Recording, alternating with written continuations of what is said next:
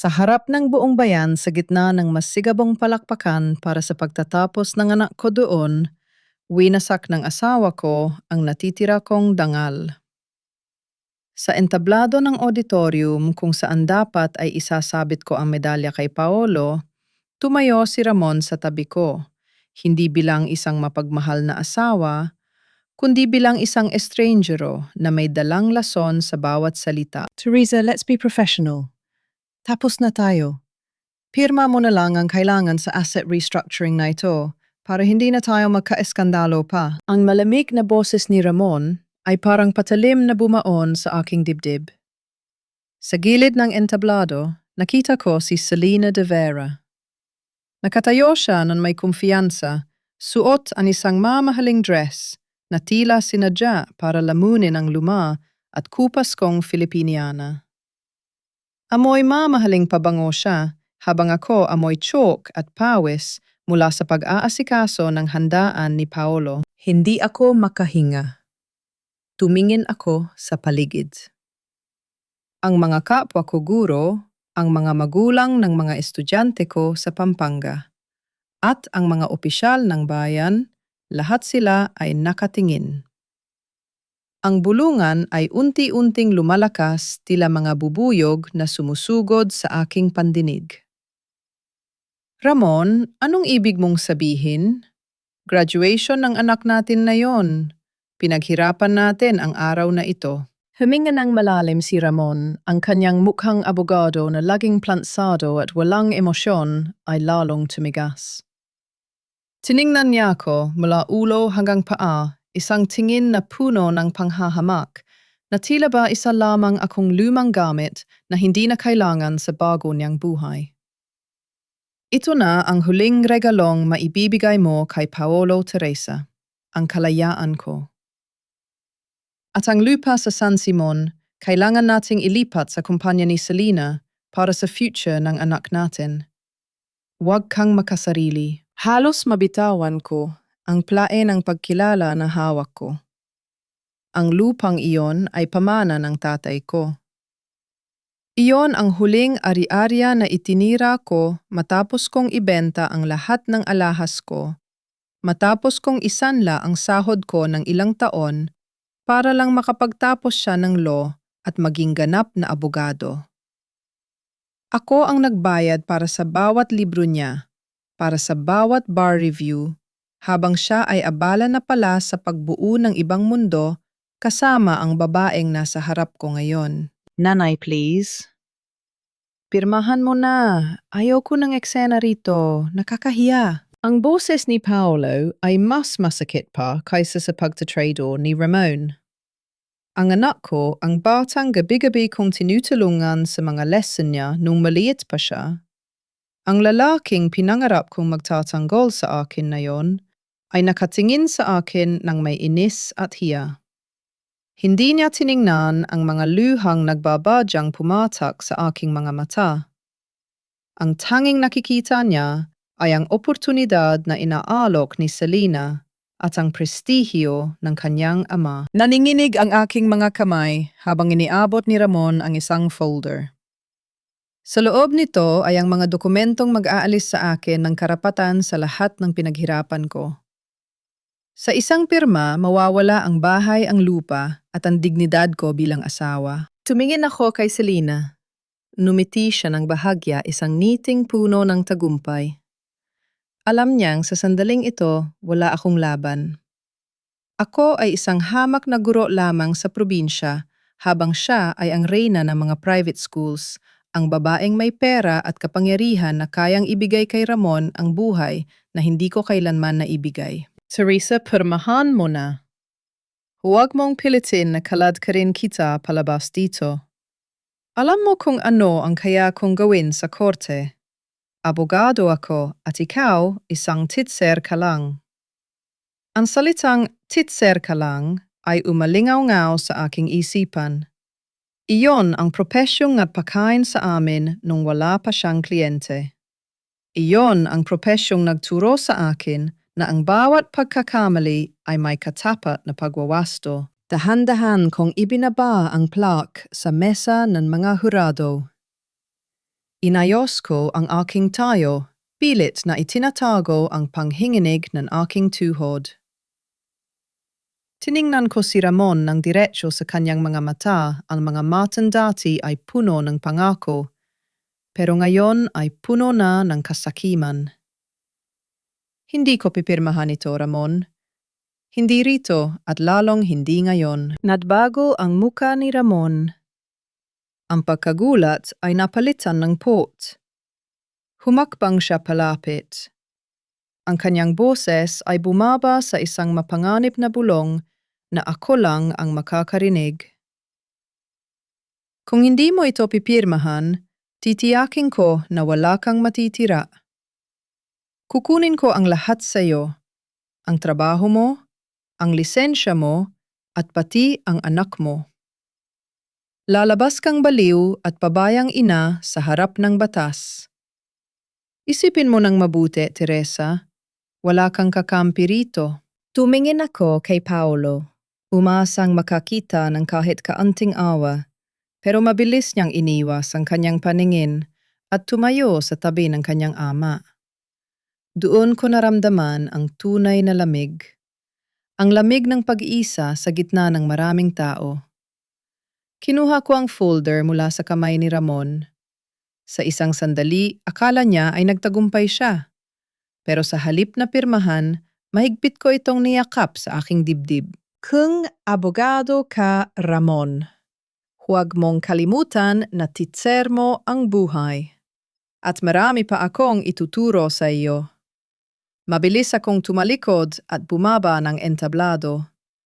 Hindi ko pinansin ng mga tawag ni Paolo o ang nagbabantang sigaw ni Ramon. Naglakad ako palabas ng auditorium habang ang init ng araw ng Pampanga ay tumatama sa aking muka. Ang bawat hakbang ko ay mabigat. Tila bitbit ko ang buong mundo. Pero sa loob ng aking puso, may isang bagay na unti-unting nagbabago. Ang takot ay napapalitan ng isang matinding determinasyon. Pagdating ko sa labas ng gate ng eskwelahan, huminto ako at lumingon sa huling pagkakataon. Nakita ko silang tatlo sa malayo, si Ramon, si Selena, at ang anak kong si Paolo. Mukha silang isang perpektong pamilya sa ilalim ng mga dekorasyon ng graduation. Huminga ako ng malalim. Binuksan ko ang folder at tiningnan ang huling pahina ng dokumento. Doon sa tabi ng nakahandang linya para sa aking pangalan ay may isang petsa na nakasulat. October 15. Kumunot ang aking no. Isang alaala ang biglang pumasok sa aking isipan. Isang alaala na tila isang malit na butas sa isang malaking pada ng kasinungalingan. Noong October 15 ng nakaraang taon, wala ako sa Pampanga. Wala ako sa opisina ng notaryo publiko na sinasabi ni Ramon. Nasa Baguio ako, kasama ang 30 estudyante ko. Isang kakaibang kaba ang bumalot sa akin, pero kasabay nito ay ang unang kislap ng pag-asa. Kung ang dokumentong ito ay nagsasabing narito ako sa araw na iyon, ibig sabihin ay may mas malalim pang kasinungalingan si Ramon kaysa sa kanyang pangangaliwa. Niyakap ko ang folder at nagsimulang maglakad palayo. Hindi ko alam kung saan ako pupunta ngayong gabi dahil alam kong hindi na ako makakabalik sa bahay namin.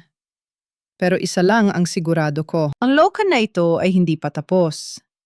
Sisiguraduhin ko na ang bawat sakripisyo ko, ang bawat patak ng pawis at luha para sa pamilyang ito ay mababayaran.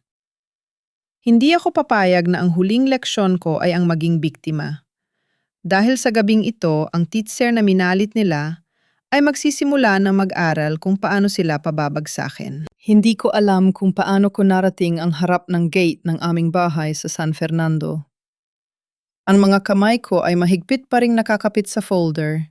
Tila ito na lang ang tanging bagay na nagpapanatili sa akin sa lupa.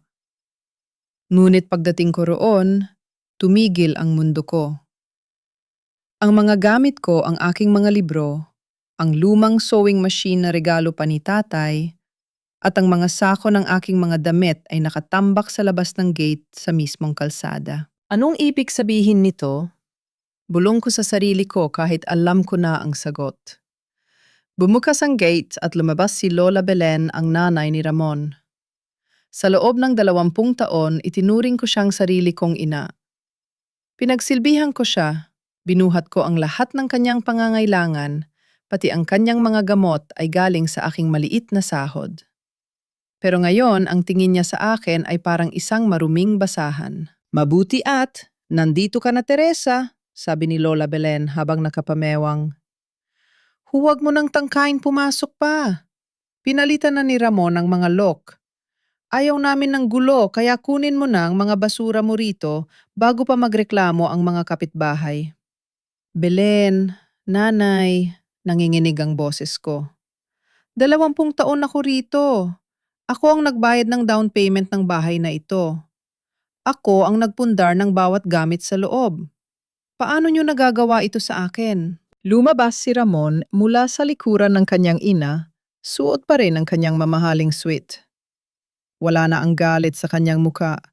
Pinalitan na ito ng isang nakakatakot na kalamigan. Technically, Teresa, ang bahay na ito ay nakapangalan sa akin at kay nanay bilang inheritance planning, sabi ni Ramon sa kanyang baritong boses na ginagamit niya sa korte. Ang pera mo, ituring mo na lang na upa mo yon sa pananatili rito. At tungkol sa mga dokumento, kung ayaw mong pumirma ng maayos, kukunin ko ang lahat sa legal na paraan at sisimulan ko yon sa paninirang puri. Legal na paraan? Napatawa ako ng mapait. Yung dokumentong hawak ko, Ramon, yung sinasabi mong pinirmahan ko noong Oktubre 15. Alam nating dalawa na hindi yon totoo. Sandaling kumislap ang kaba sa mga mata ni Ramon, pero mabilis itong nawala. Humakbang siya palapit sa gate, ang kanyang muka ay ilang pulgada na lang ang layo sa akin. Tanging ang bakal na rehas ang namamagitan sa amin. Sino ang maniniwala sa iyo, isang titser, laban sa isang tanyag na abogado? Oktubre 15. Baka nakalimutan mo na, Teresa, na ulyanin ka na. O baka stress ka lang, kaya kung ano-anong iniisip mo. Kung ako sa iyo, aalis na ako rito habang may kaunti ka pang dangal na natitira. Sa likod nila nakita ko si Paolo. Nakatayo siya sa veranda, hawak ang isang baso ng juice. Tumingin siya sa akin pero mabilis din siyang lumingon sa loob ng bahay nang tawagin siya ni Selena. Nakita ko ang anino ni Selena sa loob tila Reyna na nagmamasid sa kanyang bagong kaharian. Paolo, sigaw ko. Anak, tulungan mo ang nanay. Tumigil si Paolo. Lumingon siya, pero ang kanyang mga salita ay parang asidong tumunaw sa natitira kong lakas. Nay, please. Sumunod ka na lang kasi kay Papa. Ayaw ni Tita Selena ng gulo. Sabi ni Papa, binibigyan ka naman niya ng settlement money, di ba? Bakit kailangan mo pang maging mahirap kausap? Nakakahiya sa mga kaibigan ko. Tinalikuran ako ni Paolo. Ang sarili kong anak ang dugo at laman ko ay mas pinili ang kaginhawaan kaysa sa katarungan. Ang hiya na lagi niyang binabanggit ay mas mahalaga kaysa sa bawat gabi na nagpuyat ako para tustusan ang pag-aaral niya. Isinara ni Ramon ang gate ng malakas. Ang tunog ng bakal na nagbanggaan ay tila isang hatol ng kamatayan sa aking nakaraan. Naiwan akong mag-isa sa dilim ng kalsada, kasama ang mga gamit kong nakatambak sa putikan dahil nagsisimula ng umambon.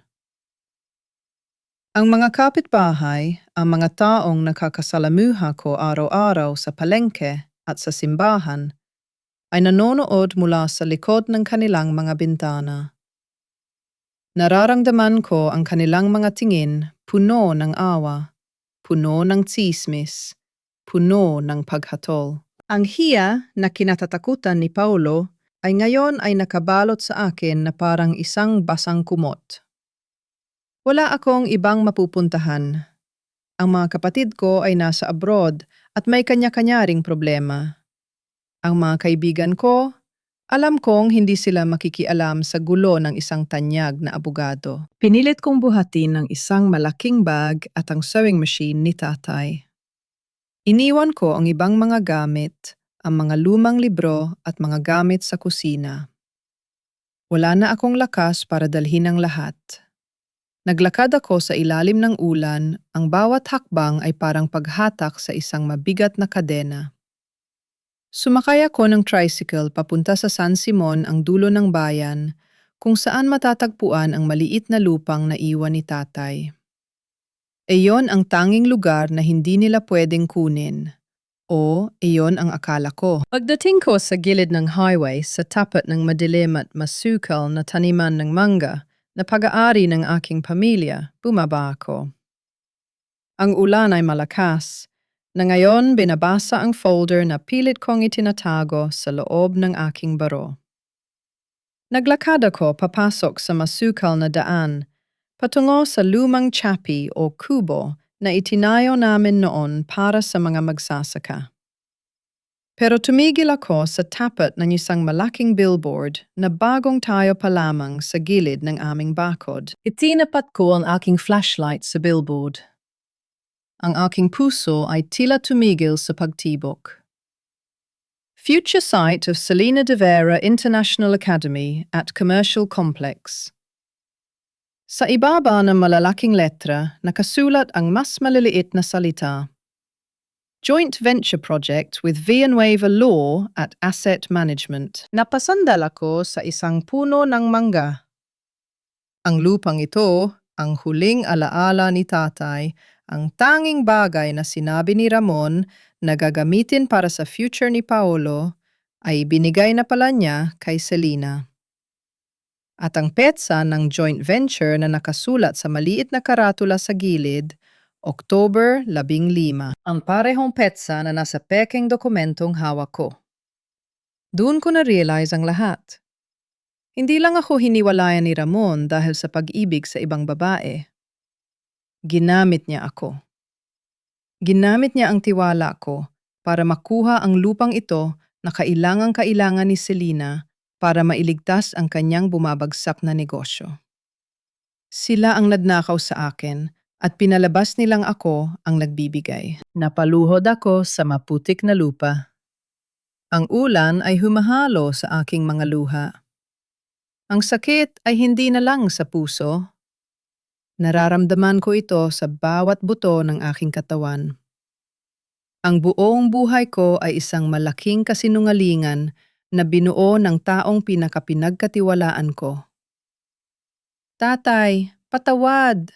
Bulong ko sa hangin habang nakatingin sa billboard na parang isang higanteng halimaw sa dilim. Pero sa gitna ng hapdi isang malamig, na galit ang nagsimulang mabuo. Isang galit na hindi katulad ng anumang naramdaman ko noon. Hindi na ito ang Teresa na laging nagpapasensya. Hindi na ito ang teacher na laging nagpapatawad sa mga makukulit na estudyante. Dahan-dahan akong tumayo. Pinunasan ko ang putik sa aking mukha. Kinuha ko ang folder at tiningnan ang karatula ni Selena. Gusto niyo ng giyera? Bulong ko, ang boses ko ay matigas na at walang panginginig. Ibibigay ko sa inyo, pero hindi ako lalaban bilang isang asawa. Lalaban ako bilang isang teacher na nawala ng lahat maliban sa katotohanan. Pumasok ako sa lumang kubo. Maalikabok madilim at tumutulo ang bubong. Pero sa loob ng gabing ito ang aking kuta. Dito sa gitna ng kahirapan ay sisimulan kong itama ang bawat maling sagot sa buhay na ibinigay nila sa akin. October 15. Iyon ang susi. At sisiguraduhin ko na ang petsang iyon ang magiging huling araw ng kanilang tagumpay. Nagising ako sa huni ng mga kuliglig at sa lamig na tumatagos sa mga bitak ng kawayang dingding ng lumang kubo. Masakit ang buong katawan ko. Ang bawat kalamnan ay tila binugbog ng mga pangyayari kahapon. Tumayo ako at tinignan ang paligid. Ang kubong ito na dating imbakan lang ng mga pataba at kagamitan sa bukid ang tanging bubong na tumanggap sa akin. Binuksan ko ang aking bag at kinuha ang isang plastic ng kanin na ibinigay ng driver ng tricycle kagabi dahil sa awa. Malamig na ito, matigas at walang ulam. Kumuha ako ng kaanting asin mula sa lumang garapon sa kusina ng kubo. Habang kumakain ako ng bahaw na may asin, hindi ko mapigilang mapangiti ng mapait. Ganitong-ganito ang kinakain namin ni Ramon nung nagsisimula pa lang siyang mag-aral ng law. Noong mga panahong yon, masaya kami sa bawat subo dahil alam naming may pangarap kaming hinahabol. Ako ang nagsilbing tulay para marating niya ang pampang ng tagumpay. Pero ngayong nandoon na siya, sinira niya ang tulay at hinayaan akong malunod. Hindi ako malulunod, Ramon. Bulong ko habang nilulunok ang tuyong kanin. Hindi ako pinalaki ni tatay para sumuko lang. Matapos kumain, hinalungkat ko ang mga gamit na nailigtas ko.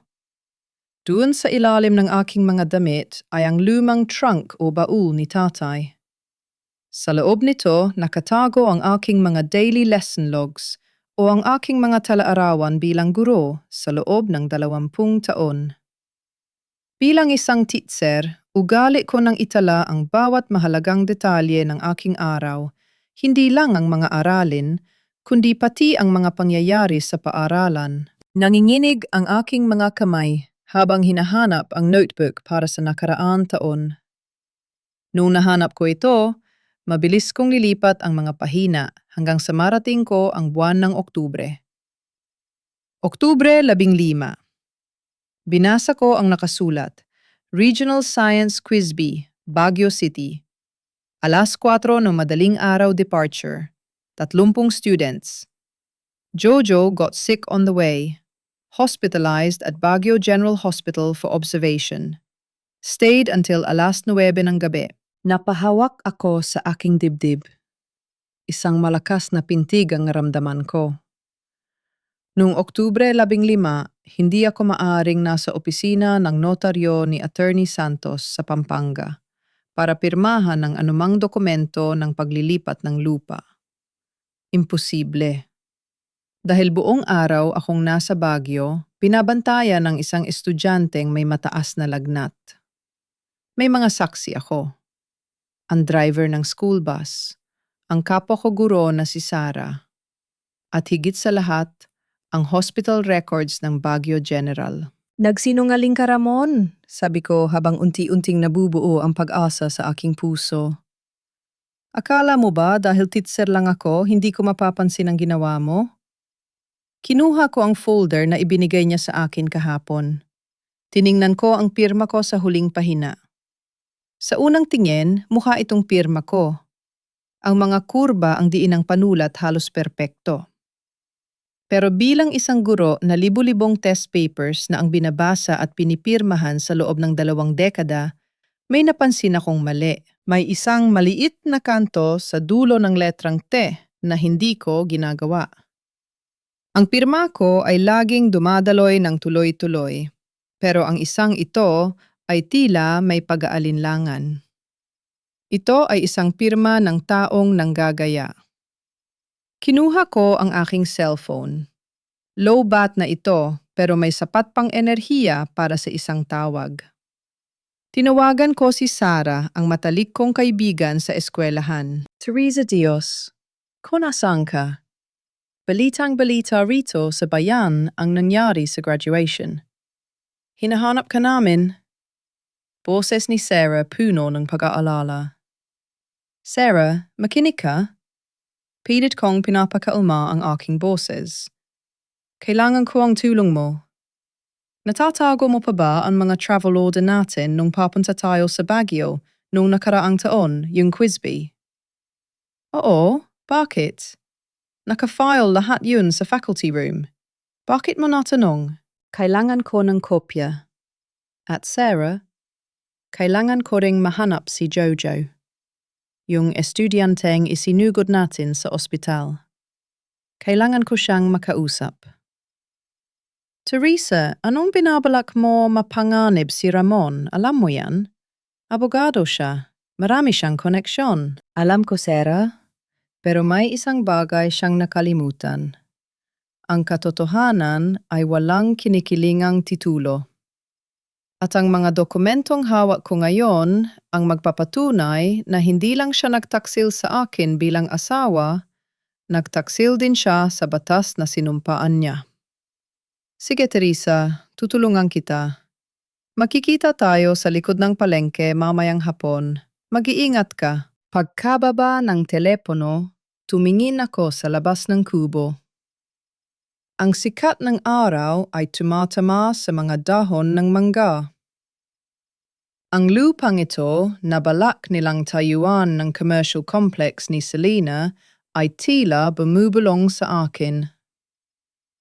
Ito ang lupang diniligan ng pawis ni tatay. Hindi ko ito hahayaang makuha ng mga taong ang tanging alam ay manlinlang. Pero sa gitna ng aking plano, isang alaala ang sumagi sa isip ko na nagpahina muli sa aking tuhod. Naalala ko ang mukha ni Paolo noong graduation. Ang galit sa kanyang mga mata. Paano kung malaman ni Paolo na ang kanyang ama ay isang kriminal? Kaya ko bang wasakin ang tingin niya sa kanyang idolong tatay para lang iligtas ang sarili ko? Napapatingin ako sa aking lumang talaarawan. Sa bawat pahina nito, nakasulat ang mga leksyon na itinuro ko sa aking mga estudyante. Isa sa mga pinakamahalagang leksyon na lagi kong binibigkas ay ito. Ang katotohanan ang mapapalaya sa inyo. Kung hindi ko ito gagawin, hindi lang ako ang mawawalan. Mawawalan din si Paolo ng pagkakataong malaman kung anong uri ng tao ang tunay niyang pinaglilingkuran. Tumayo ako at inayos ang aking sarili. Kinuha ko ang folder at ang notebook. Lalabas ako ng kubong ito, hindi bilang isang biktima, kundi bilang isang investigador. Paalis na sana ako nang may marinig akong tunog ng sasakyan na huminto sa tapat ng gate ng bukid. Isang mamahaling SUV. Itim. Nagtago ako sa likod ng pintuan ng kubo. Nakita ko ang pagbaba ng isang lalaki. Hindi si Ramon. Isa itong lalaking nakabarong may dalang briefcase. Kasunod niya ang dalawang lalaking mukhang mga tauhan ng construction. Dito ilalagay ang main gate, sabi ng lalaking nakabarong, habang itinuturo ang bahagi ng bakod kung saan nakabaon ang lumang krus na itinayo ni tatay.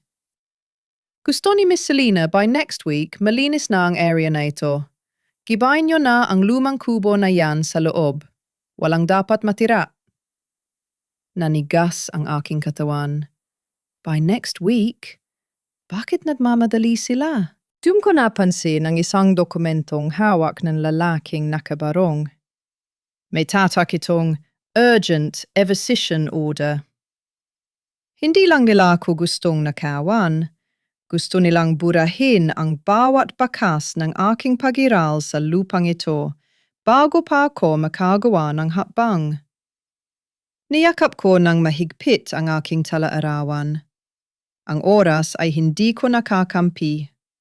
Kailangan kong kumilos bago nila makuha ang huling kuta ko. Dahan-dahan akong gumapang palabas ng kubo sa likurang bahagi, kung saan ang mga matataas na talahib ay nagsisilbing tabing laban sa mga mata ng mga lalaking nakabarong. Ang bawat kaluskos ng tuyong dahon ay tila kulog sa aking pandinig. Ngunit ang takot ay hindi na kasing tindi ng pagnanais kong mahanap ang katotohanan. Bit-bit ang aking lumang bag na naglalaman ng talaarawan. At ang folder ni Ramon, tinahak ko ang pilapil hanggang sa makarating ako sa kalsada. Sumakay ako ng jeep patungo sa kabayanan ng San Fernando. Ang bawat mukhang nakikita ko sa jeep ay tila ng huhusga o baka guni-guni ko lang yon dahil sa hiya na pilit na ibinabalot sa akin ng aking pamilya. Nagkita kami ni Sarah sa likod ng palengke sa isang maliit at maingay na karinderya kung saan hindi kami mapapansin. Pagkakita niya sa akin, halos maiyak si Sarah. "Teresa, look at you. Ang dumi ng laylayan ng damit mo at ang putla mo, sabi niya habang iniaabot ang isang brown envelope.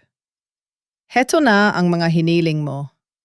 Ang travel order na pinirmahan ng principal, ang attendance sheet ng mga estudyante sa Baguio, at ang resibo mula sa Baguio General Hospital para kay Jojo. Binuksan ko ang envelope. Dun sa puti at opisyal na papel ay malinaw na. Nakasulat, Teresa Villanueva, chaperone/lead teacher. May tatak ito ng DepEd at pirmado ng district supervisor. Salamat, Sarah. Hindi mo alam kung gaano kahalaga ito, bulong ko. Pero Teresa, nagpunta ako sa opisina ni Attorney Santos kaninang umaga, yung notaryong pumirma sa dokumento ni Ramon. Pagpapatuloy ni Sarah, ang boses niya ay bumaba sa isang bulong. Nakita ko ang notarial register niya. Nakatala doon ang pangalan mo noong Oktubre 15. May pirma rin doon, Teresa. At ang ginamit na ID ay ang lumang driver's license mo. Nanigas ako. Ang lumang driver's license ko, nawala yon nung nakaraang taon sa loob mismo ng aming bahay. Akala ko ay nalaglag lang kung saan, pero ngayon ay malinaw na ang lahat. Ninakaw yon ni Ramon. Pinlano niya ito hindi lang sa loob ng ilang linggo, kundi sa loob ng mahabang panahon. Kailangan kong makita ang librong yon, Sarah, sabi ko ng may determinasyon. Delikado, Teresa. Kaibigan ni Ramon si Attorney Santos. Magkasabot sila. Alam ko, pero bilang isang teacher, alam ko na ang bawat logbook ay may kahinaan. Lalo na kung ang nagsusulat ay nagmamadaling magtago ng krimen. Nagpunta ako sa opisina ni Attorney Santos. Isang maliit at maalikabok na opisina ito sa itaas ng isang lumang building. Pagpasok ko, tanging ang sekretarya lang ang naroon, isang lalaking mukhang pagod na sa buhay at abala sa pag-aayos ng mga papeles. Magandang hapon. Gusto ko lang sanang humingi ng certified true copy ng isang entry sa notarial register noong October last taon. Sabi ko sa pinaka-professional kong boses. Para ito sa insurance claim. Tiningnan ako ng sekretarya. Naku ma'am, nasa archive na po yun at bawal po yun ilabas ng walang pahintulot ni Attorney Santos. Sandali lang naman, sabi ko habang inilalabas ang aking ID bilang guro. Ako si Teresa Villanueva. Ang entry ay tungkol sa akin. May karapatan akong makita ang sarili kong record, di ba? Nang marinig ang pangalan ko, natigilan ang sekretarya. Tumingin siya sa akin ng may halong gulat at takot. Kayo po si Ma'am Teresa yung asawa ni Attorney Villanueva. Tumango ako. Ang pagiging asawa ni Attorney Villanueva na dati ay ikinakarangal ko. Ngayon ay ginagamit ko bilang susi para sa aking paglaya. Sandali lang po. Pumasok siya sa loob ng isang maliit na kwarto. Paglabas niya, dala na niya ang makapal na notarial register. Ma'am, mabilis lang po ito ha. Baka dumating si attorney mapagalitan ako. Sabi niya kasi bawal ipakita ito kahit kanino, lalo na sa inyo. Pinuksan ko ang pahina ng Oktubre 15. Doon sa line number 432 ay nakasulat ang pangalan ko. May pirma na halos kamukha ng sa akin. Pero napatigil ako nang makita ang oras ng pagpirma na nakatala sa gilid. 10:30 ng umaga. Napanghiti ako ng mapait. Isang malaking pagkakamali. Noong Oktubre 15 eksaktong 10:30 ng umaga, may nangyaring aksidente sa kalsada patungong Baguio. Ang bus namin ay naharang ng isang landslide. Tumawag ako sa aming principal gamit ang landline ng isang maliit na kainan sa tabi ng daan para mag-report. Ang tawag na iyon ay nakarecord sa official log ng school office. At ang lalong matindi sa oras na iyon, may kinuha akong litrato kasama ang mga estudyante ko sa harap ng gumuhong lupa para sa aming documentation. Ang digital timestamp ng litratong iyon ay hindi pwedeng dayain. Ma'am, kailangan ko na pong kunin ang libro, kabadong sabi ng sekretarya. Wait, kukuha lang ako ng picture. Mabilis kong inilabas ang aking cellphone at kinuha ang litrato ng pahina. Eksaktong pag-click ng camera, bumukas ang pinto ng opisina. Anong ginagawa mo rito, Teresa? Ang boses ni Ramon ay parang kulog na nagpatahimik sa buong kwarto. Nakatayo siya sa pinto kasama si Attorney Santos. Ang kanyang mukha ay pulang-pula sa galit at ang kanyang mga mata ay parang sasabog na bulkan. Mabilis na kinuha ni Attorney Santos ang logbook mula sa mesa. Bakit mo hinayaang hawakan niya ang libro? Sigaw niya sa sekretarya. Hinarap ko si Ramon. Hindi ako umurong. Hawak ko ang aking cellphone nang mahigpit ang ebidensyang kailangan ko ay nasa loob na nito. Hinahanap ko ang katotohanan, Ramon. Yung katotohanang akala mo ay nabaon mo na sa ilalim ng mga peking dokumento mo. Sabi ko, ang boses ko ay buo at matapang. Lumapit si Ramon. Sa akin ang kanyang presensya ay tila sumasakal sa hangin ng maliit na opisina. Ibigay mo sa akin ang cellphone na yan, Teresa. Na yon din. Huwag mong pilitin na saktan kita. Saktan? Bakit? Ramon, kulang pa ba ang pananakit na ginawa mo sa akin? Kulang pa ba na ninakawan mo ako ng dignidad at ari-arian? Ngayon, pati ang kalayaan kong magsalita ay kukunin mo. Hindi mo alam ang pinapasok mo? Bulong ni Ramon. Ang boses niya ay puno ng banta. Isang hamak na litrato laban sa isang notarized document, pagmumuhaing kitang sinungaling sa korte. Sasabihin ko na, edited yan. At sino ang maniniwala sa iyo? Ang mga tao sa bayan ay alam nang iniwan kita dahil sa pagkukulang mo bilang asawa. Ang mga tao sa bayan ay pwedeng maniwala sa chismis Ramon. Pero ang records ng DepEd, ang records ng ospital sa Baguio, at ang GPS metadata ng litratong ito ay hindi nagsisinungaling. Abogado ka, alam mong hindi mo ito kayang lusutan? Agmang aagawin ni Ramon ang cellphone ko nang biglang tumunog ang aking teleponyo. Isang tawag mula sa isang hindi kilalang numero. Sinagot ko ito at ini-loudspeaker. Nay, nanay, nasaan ka? Boses iyon ni Paulo. Pero hindi ito ang boses ng galit na anak nung graduation. Ang boses niya ay nanginginig puno ng takot at pagkalito. Paulo, anong nangyayari? Tanong ko habang nakatingin ng diretso kay Ramon. Nay, nakita ko yung mga gamit mo sa basurahan. At may narinig ako rito sa kondo ni Tita Selina.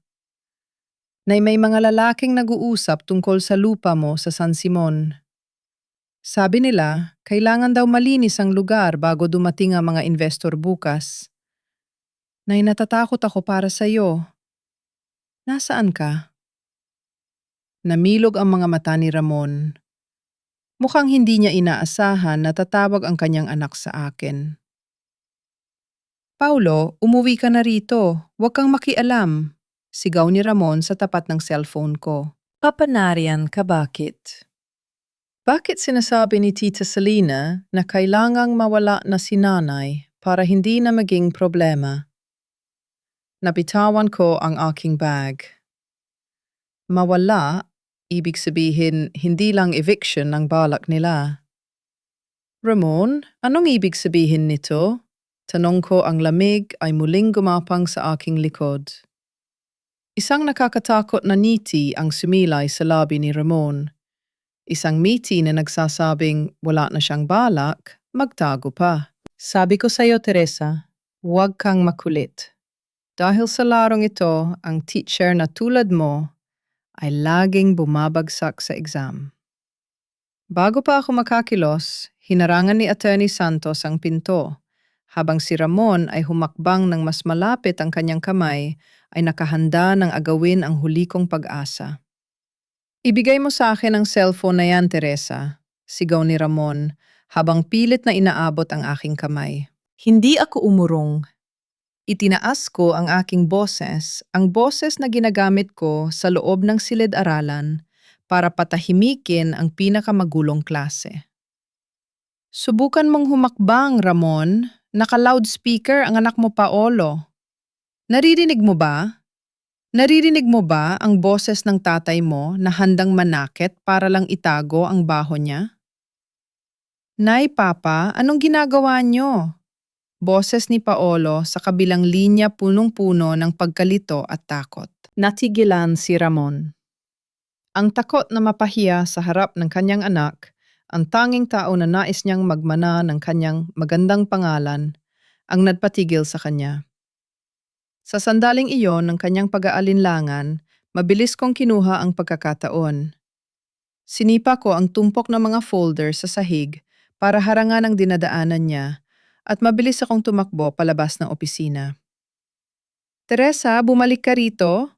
Huling narinig kong sigaw niya bago ko narating ang hagdanan. Hindi ako lumingon. Takbo ako ng takbo hanggang sa makalayo ako sa gusaling iyon. Ang bawat hininga ko ay parang apoy sa aking baga, pero ang utak ko ay malinaw. Hindi ako pwedeng bumalik sa kubo sa San Simon. Alam nilang nandoon ako.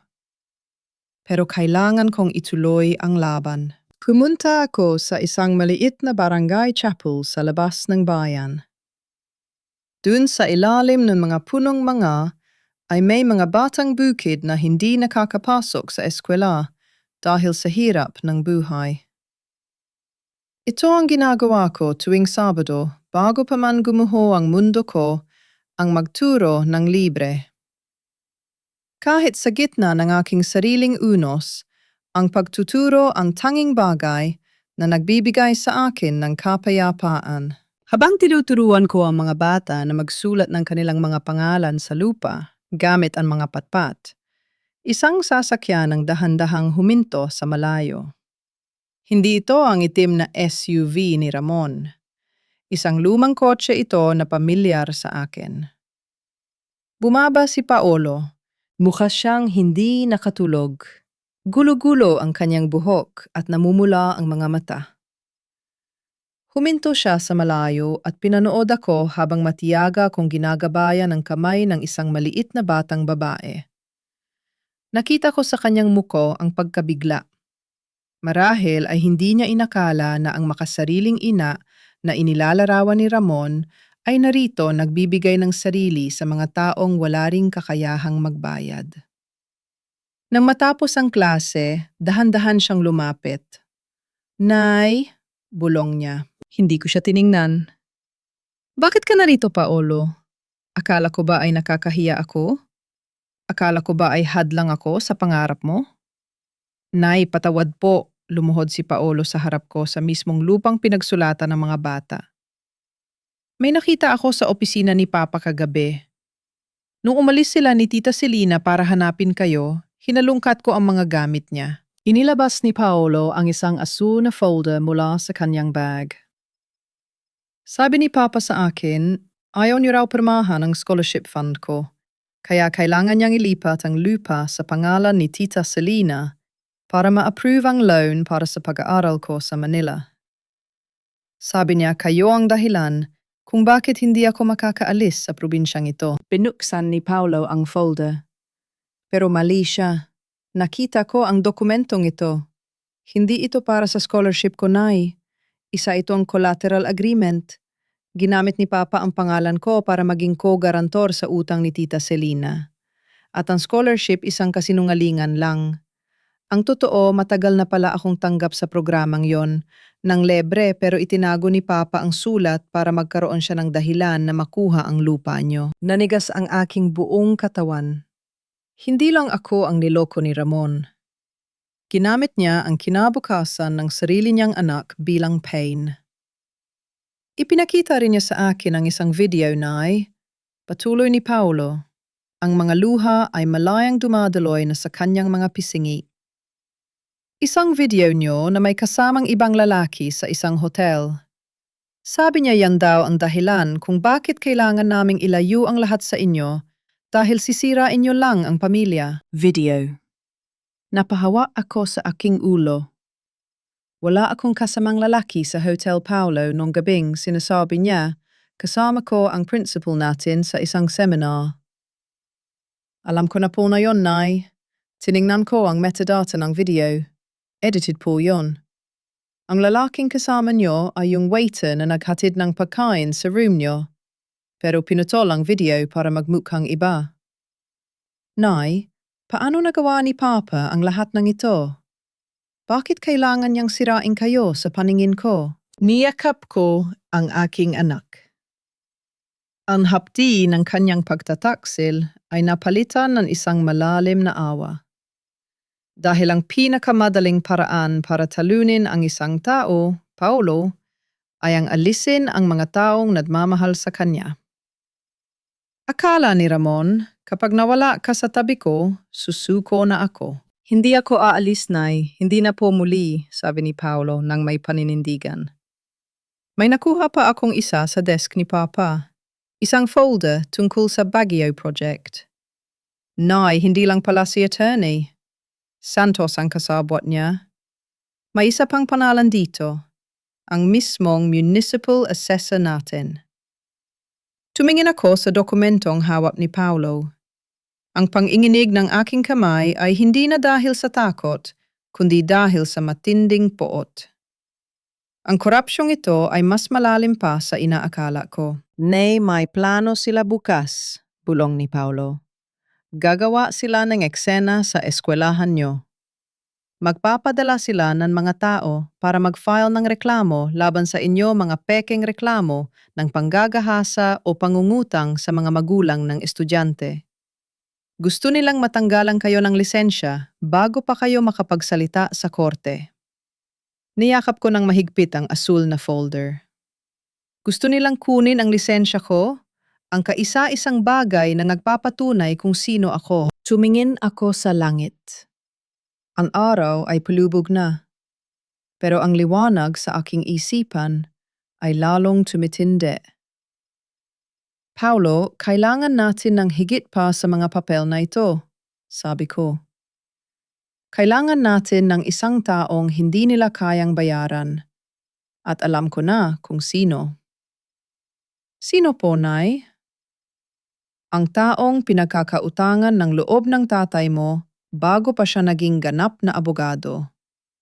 Ang taong nagkahiram sa akin ng pambayad sa tuition niya noong wala na tayong maisanla. Tumingin ako kay Paolo, pero kailangan nating magmadali. Dahil kung tama ang hinala ko, hindi lang ang lisensya ko ang balat nilang kunin bukas.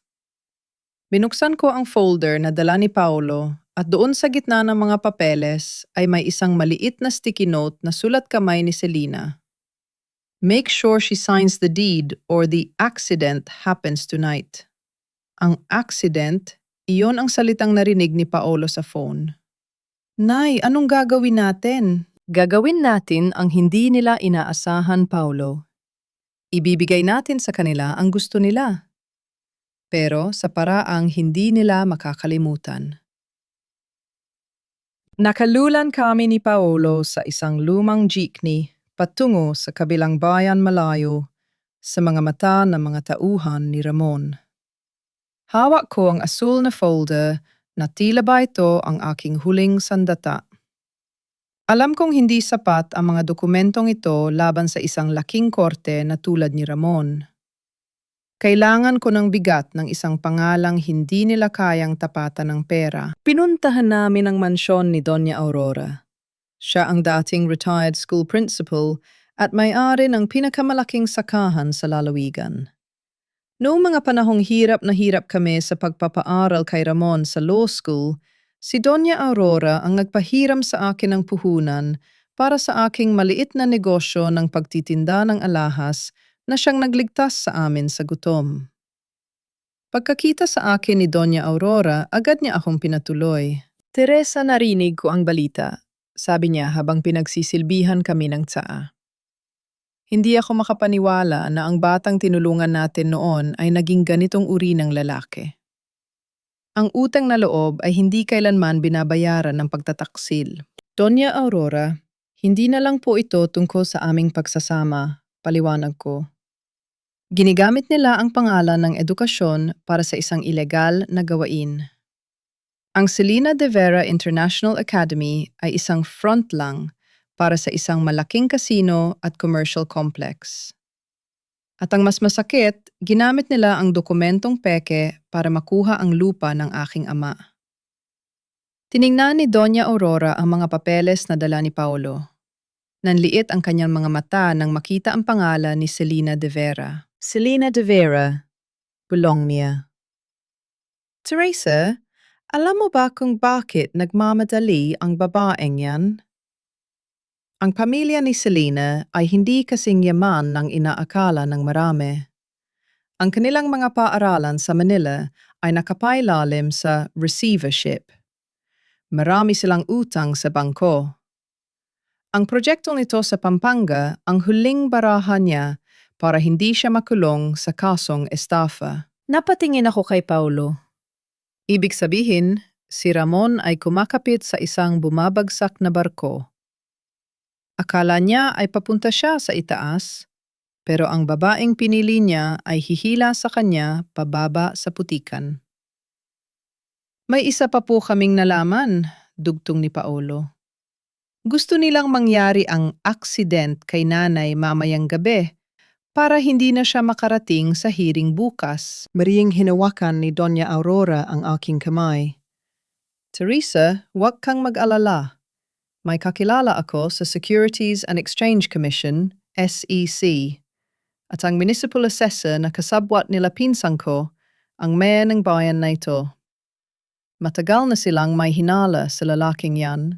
Kailangan lang nila ng maglalakas loob na magtestigo. Habang nag-uusap kami, tumunog ang cellphone ko. Isang message mula sa isang hindi kilalang numero. Isang litrato. Litrato iyon ng lumang kubo ko sa San Simon. May mga lalaking may dalang sulo at gasolina.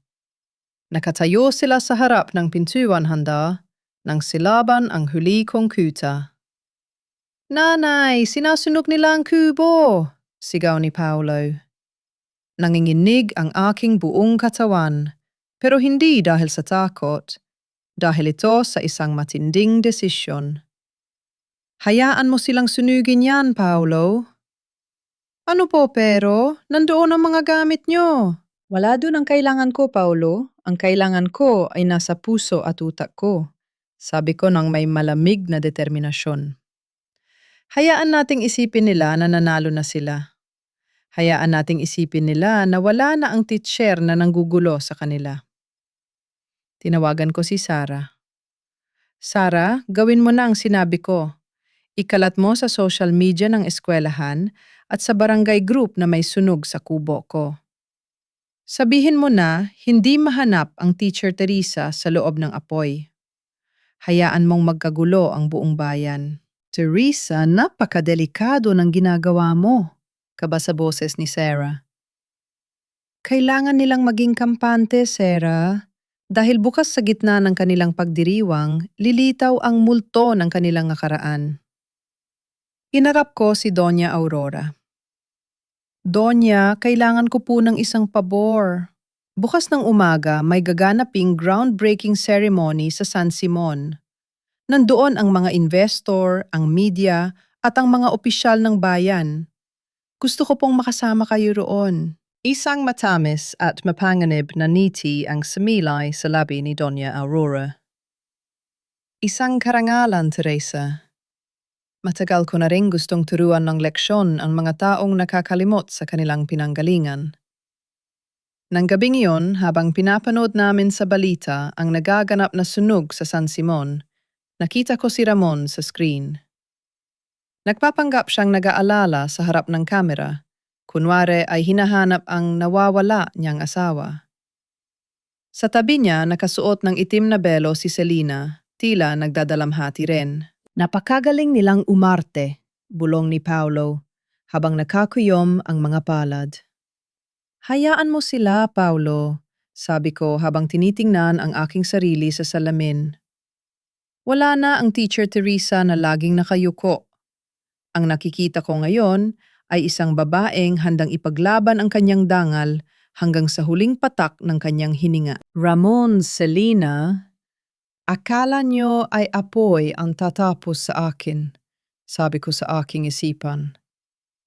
Pero hindi niyo alam ang apoy na sinimulan niyo ang siyang magsisilbing liwanag para makita ng lahat ang tunay ninyong anyo. Lumapit sa akin si Paulo at iniabot ang isang puting sobre. Nay, heto po ang huling piraso ng puzzle. Ang audit report ng kumpanya ni Selina na nakuha ko sa laptop niya. Hindi lang sila bangkarote, nagnanakaw din sila sa pondo na mga magulang na nag-down payment na para sa eskwelahan. Kinuha ko ang sobre. Ito na ang huling pako sa kabaong nila. Humarap ako sa bintana. Tinitingnan ang liwanag ng apoy sa malayo. Bukas ang bawat kasinungalingan ay magiging abo. At mula sa abong iyon, muling titindig ang katarungan. Sa loob ng tahimik na silid sa mansyon ni Doña Aurora, tanging ang mahinang tunog ng telebisyon ang naririnig. Sa screen, makikita ang naglalagablab na apoy na tumutupok sa aking lumang kubo. Kitang-kita ang mukha ni Ramon. Mugto ang mga mata kunwari ay pinipigilan ang paghagulgol habang ini-interview ng mga reporter. Sana ay ligtas ang asawa ko, sabi ni Ramon sa harap ng camera. Kahit may mga pagkakaunawaan kami, hindi ko kakayanin kung may mangyaring masama sa kanya. Teresa, kung nasaan ka man, umuwi ka na. Napansin ko ang panginginig na mga balikat ni Paolo sa tabi ko. Hindi siya nakatingin sa TV, kundi sa kanyang sariling mga kamay na nakapatong sa tuhod. Biglang isang hikbi ang kumawala sa kanyang dibdib. Isang tunog ng matinding pagsisisi na matagal na niyang kinikimkim. Nay, bulong niya ang boses ay basad na basag. Patawad po, patawad sa lahat. Dahan-dahan akong lumapit sa kanya at hinawakan ang kanyang balikat. Paolo, tapos na yon. Ang mahalaga ay nandito ka na. Hindi po, Nay, pagmamatigas niya habang tumitingin sa akin ang mga mata ay puno ng luha. Noong graduation, yung mga sinabi ko sa inyo, yung pagkampi ko kay Papa kahit alam kong nasasaktan kayo, hiyang-hiya po ako sa sarili ko. Akala ko po ay para sa akin ang ginagawa niya. Akala ko po ay kayo ang hadlang. Pero ngayon, nakikita ko na kung gaano ako nabulag ng ambisyon at ng mga matatamis niyang salita. Hinawakan ni Paulo ang aking mga kamay na magaspang dahil sa paglalaba sa paglilinis ng bahay at sa paghawak ng tiyok sa loob ng 20 taon para lang mabigyan siya ng magandang buhay. Noong sinabi ko sa inyong nakakahiya kayo, iyon ang pinakamalaking pagkakamali ko, Nay. Kayo ang pinakamarangal na tao na kilala ko. At ako ang dapat ikahiya dahil tinalikuran ko ang sarili kong ina para sa isang kasinungalingan. Niyakap ko ang aking anak ng mahigpit. Doon sa gitna ng katahimikan ng gabi, naramdaman ko ang tunay na pagbabalik ng aking anak. Hindi lang ito tungkol sa pagkampi niya sa akin sa laban. Ito ay ang pagbabalik ng kanyang puso. Paulo, makinig ka sa akin, sabi ko habang pinapahid ang kanyang mga luha. Bilang teacher mo sa buhay, ito ang leksyon mo ngayong gabi. Ang pagkakamali ay bahagi ng paglaki. Pero ang pagkilala sa pagkakamali at ang pagtatama nito ang bumubuo sa iyong pagkatao. Huwag mong hayaan na ang galit mo sa tatay mo o ang hiya mo sa akin ang magdikta ng susunod mong hakbang. Gamitin mo ang katotohanan para palayain ang sarili mo. Tumango si Paolo. Pilit na pinatitigas ang kanyang muka.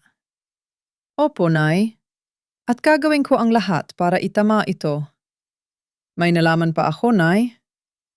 Bukas sa ceremony, hindi lang groundbreaking ang mangyayari. Plano ni Selina na ipaanunsyo ang death nyo para ma-execute ang power of attorney na pinirmahan nyo, kunyari. Gusto nilang ilipat ang ownership ng lupa sa kumpanya niya bago matapos ang araw na ito. Ibig sabihin, wala na silang balak maghintay, sabi ko ng may malamig na boses. Opo, at may kasabwat silang pulis, Nay. Iyon ang lalaking nagset ng apoy sa kubo. Sila rin ang magpapatunay na may namatay sa loob para mabilis ang proseso ng papeles. Huminga ako ng malalim. Ang laro nila ay hindi na lang basta pandaraya. Ito ay isang krimen na may kasamang banta sa buhay. Pero hindi nila alam sa bawat hakbang nila ay lalo nilang hinihigpitan ang lubid sa sarili nilang mga leeg. Doña Aurora, tawag ko sa aking matandang kaibigan na kanina pa nakikinig sa amin. Handa na po ba ang lahat para bukas? Handa na, Teresa, sagot ni Doña Aurora habang ibinibigay sa akin ang isang asul na folder. Ang mayor ang regional director ng NBI at ang mga tunay na investors na niloloko ni Selena ay nandoon lahat. Magkakaroon ng live coverage ang lokal na media. Walang makakatakas. Kinuha ko ang folder. Sa loob nito ay ang ebidensya ng WAD na pirma ang record ng ospital sa Baguio at ang audit report na nagpapatunay na bangkarote ang kumpanya ni Selena. Pero higit sa lahat, nandoon ang aking dignidad. Nay, anong isusuot niyo bukas? Tanong ni Paolo. Tumingin ako sa lumang salamin. Isusuot ko ang aking uniforme, Paolo.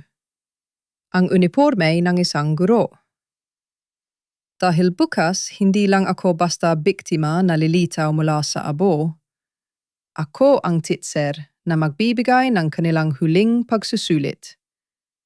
At sisiguraduhin kong babagsak silang lahat. Nay, tawag muli ni Paolo habang iniaabot ang isang maliit na bagay. Isang lumang medalya. Ang unang medalyang napanalunan niya noong elementarya na lagi kong itinatago sa aking pitaka. Nailigtas niya ito sa sunog bago siya tumakas mula sa kondo ni Selena. Para sa swerte po, bulong niya. Niyakap ko ang medalya sa aking palad. Hindi natin kailangan ng swerte, Paolo. Kailangan natin ng katarungan. At bukas ang katarungan ay sa sikat kasabay ng araw sa Pampanga. Nang gabing iyon, hindi ako natakot. Sa unang pagkakataon, matapos ang mahabang panahon, nakatulog ako ng mahimbing. Dahil alam ko sa aking tabi ay naroon ang aking anak, hindi na bilang isang batang kailangang protektahan, kundi bilang isang lalaking handang lumaban para sa katotohanan. Kinabukasan, madilim pa ay gising na kami. Isinuot ko ang aking plansadong uniforme. Inayos ko ang aking buhok. Sa bawat butones na aking isinasara, ay tila isinasara ko na rin ang pinto ng aking nakaraan bilang isang martir. Handa na po ba kayo, Teacher Teresa? Tanong ni Paolo habang binubuksan ang pinto ng sasakyan ni Doña Aurora. Tumingin ako sa malayo kung saan ang usok mula sa aking nasunog na kubo ay unti-unti nang nawawala sa hangin. Handa na ako, Paolo. Sabi ko ng may ngiti na puno ng kapayapaan at panganib. Simulan na natin ang leksyon. Ang paligid ng aming bukid sa San Simon ay punong-puno ng mga puting tolda, makukulay na banderitas at isang malaking entablado na may nakasulat na Groundbreaking Ceremony, Selena de Vera International Academy. Sa isang tabi, makikita pa ang mga itim na abo at ang nangangalit na amoy ng sunog mula sa aking kubo, isang mapait na paalala ng krimen na naganap kagabi. Maraming tao ang naroon, mga investor na naka-Amerikana, mga opisyal ng barangay at ang lokal na media na handang i-cover ang paglulunsad ng pinakamalaking proyekto sa bayan. Sa gitna ng entablado, nakatayo si Ramon at Selena. Si Ramon ay nakabarong, habang si Selena ay nakaitim na dress, hawak ang isang panyo at kunwari ay pinapahid ang luha. Bago tayo magsimula, boses ni Ramon sa mikropono, ang tono ay puno ng pighati. Nais ko sanang hilingin ang isang sandali ng pananahimik para sa aking asawa si Teresa. Nawawala pa rin siya hanggang ngayon matapos ang kalunos-lunos na sunog kagabi. Ang proyektong ito ay inalay ko sa kanyang alaala dahil alam kong pangarap din niya ang makapaglingkod sa kabataan. Napakapit ako sa braso ni Paolo sa loob ng sasakyan ni Doña Aurora na nakaparada sa di kalayuan. Ang kapal na mukha ni Ramon ay tila wala ng hangganan. Nay, handa na po ba kayo? Bulong ni Paolo. Handa na ako, anak, sabi ko habang inaayos ang aking puting uniforme ng guro.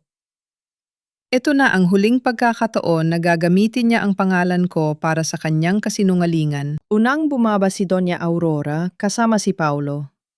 Ang presensya ng isang iginagalang na donya ay agad na nakakuha ng atensyon ng lahat.